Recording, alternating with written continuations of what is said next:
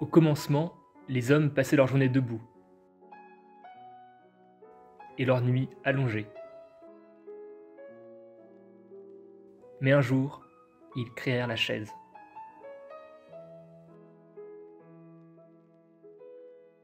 Ah, les puces de Saint-Ouen! Un véritable trésor pour la plèbe. En 1885, le préfet Eugène Poubelle, dans sa grande sagesse, interdit le dépôt d'ordures devant les immeubles de Paris. Alors les chiffonniers, chassés de leur trottoir, trouvèrent refuge sur la plaine des Malassis, en bordure des fortifications. Les Parisiens venaient s'y détendre le week-end, profitant des guinguettes, des activités champêtres et des courses hippiques. Imaginez un labyrinthe de boutiques où cohabitent des objets du quotidien, des pièces rares et des créations contemporaines, témoins des goûts et des époques.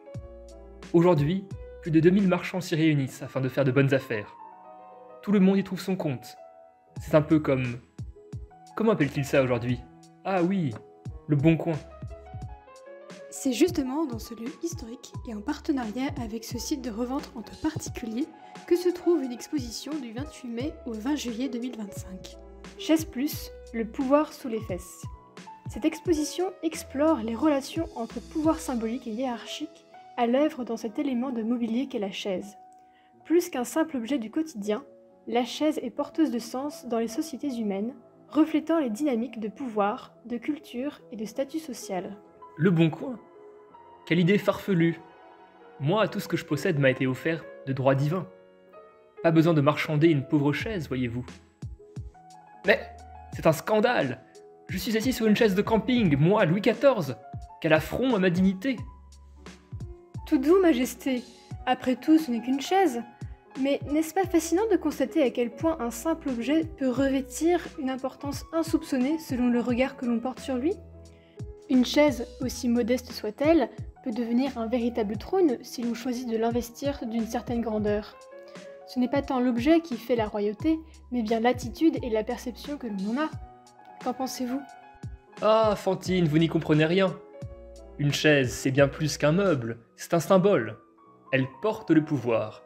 Elle définit la place de chacun dans le grand ordre du monde. C'est grâce à mon trône que je règne. Et vous, vous ne méritez qu'une chaise. Cela montre l'écart entre vous et moi. Nous allons voir ce que le peuple en pense.